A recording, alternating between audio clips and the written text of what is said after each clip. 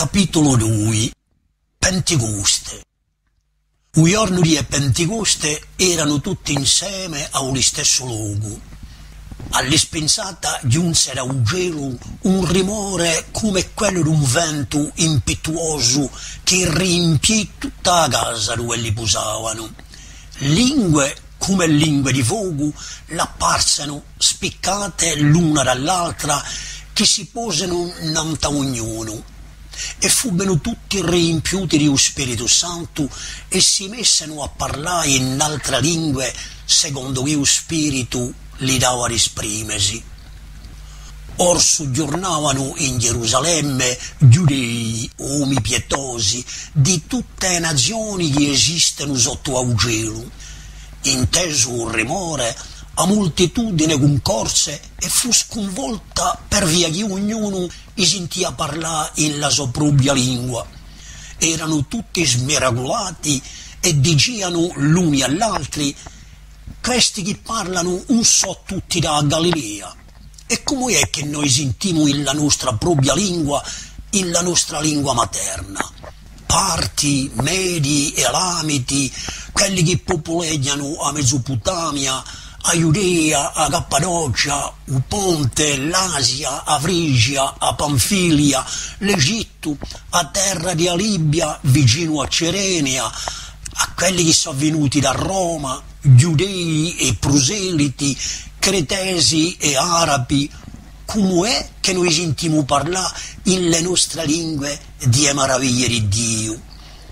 Erano tutti smiracolati e non sapendo che pensare si dicevano l'uni all'altri chi gli è a fare, ma d'altri se ne irridiano e dicevano so pieni di vino dolce. Discorso di Pietro. Allora Pietro si presentò con l'ondeci, si fece sente e disse così: uomini giudei e voi tutti che soggiornate in Gerusalemme, sappiate que e aprite le orecchie alle mie parole. Ista gente non è mica briaga, come voi supponete, che è la terza ora di un giorno, ma è qui ciò che è stato detto da un profeta Ioello. In ultimi giorni, dice Dio, spargherà di un mio spirito nanto a tutta carne. I vostri figlioli e le vostre figliole profetizzeranno, i vostri giovani avranno visioni e i vostri vecchi avranno sogni.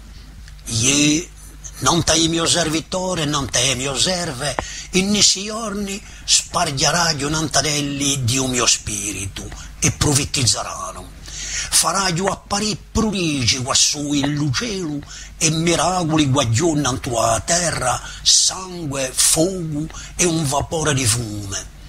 Il sole diventerà buglione e la luna sangue, prima che lo giunga il giorno di Signore, su giorno grande e glorioso.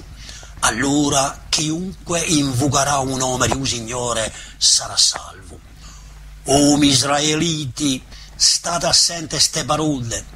Gesù di Nazaretta, st'uomo a quale Dio ha reso testimonianza davanti a voi per mezzo di miracoli, di prodigi e di segni che lo ha praticato con la sua azione a mezzo a voi, come voi sapete, st'uomo messo in mano secondo un fermo progetto e secondo la prescienza di Dio, l'avete crocifisso, l'avete fatto morire per mezzo dell'impii. Dio l'ha risuscitato liberandoli dai liami di morte, perché non era possibile che lo si trattenesse. Infatti Davidio dice, parlando dello: vidi ad ogni momento un Signore davanti a me, perché lei ha amore ritta, affinché non sia smosso. Così il mio cuore è contento e la mia lingua in allegria. E anche la mia carne riposerà con speranza, per via che tu non abbandonerai la mia anima in lo soggiorno dei morti e non permetterai a tuo santo di vedere la corruzione. Ma hai fatto conoscere e cammini di vita, mi riempirei di gioia con la tua presenza. O miei fratelli, che la mi sia permessa di rammentarvi per ciò che tocca un patriarca Davidio, che l'è morto che l'è stato seppellito e che il suo sepolcro è sempre oggi qui con noi. Come lui era profeta e che lo sapeva che Dio l'aveva promesso con giuramento di far posare uno dei suoi discendenti innanzi al suo trono, la risurrezione di Cristo che lo ha previsto e annunziato, dicendo che non sarebbe abbandonato in suo giorno dei morti e che a sua carne non vidaria la corruzione. È su Gesù che Dio ha risuscitato, siamo tutti testimoni. Pisato per mezzo della diritta di Dio, ha ricevuto da un babbo Spirito Santo che era stato promesso e l'ha sparto come voi vedete e sentite, perché Davide non è cullato in cielo, ma dice lo stesso: "O Signore ha detto al mio Signore, posa qui alla mia diritta, fino a che faccia i tuoi nemici un topponipede."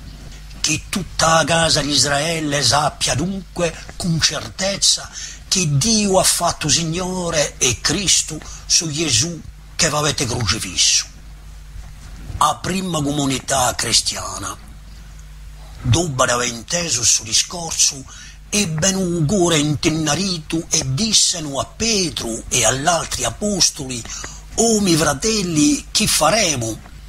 Pietro gli disse: "Pentitevi e che ognuno di voi sia battezzo in nome di Gesù Cristo per il perdono dei vostri peccati e riceverete il dono dello Spirito Santo, perché la promessa è per voi, per i vostri figlioli e per tutti quelli che sono lontani, per quanto il Signore nostro Dio ne chiamerà."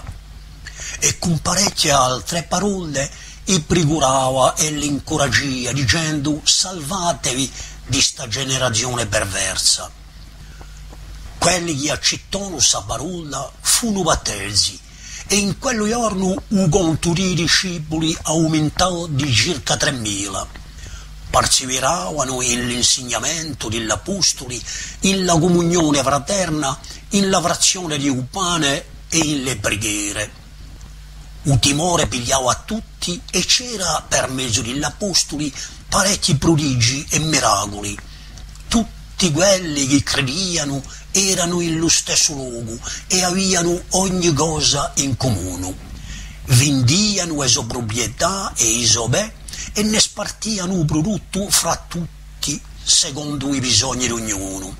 Ogni giorno erano tutti insieme, assidui al tempio, spizzavano il pane in le case e pigliavano i sorripasti con allegria e semplicità di cuore, lodando a Dio e avendo il favore di tutto il popolo. E il Signore aggiungeva ogni giorno a Chiesa quelli che erano salvi.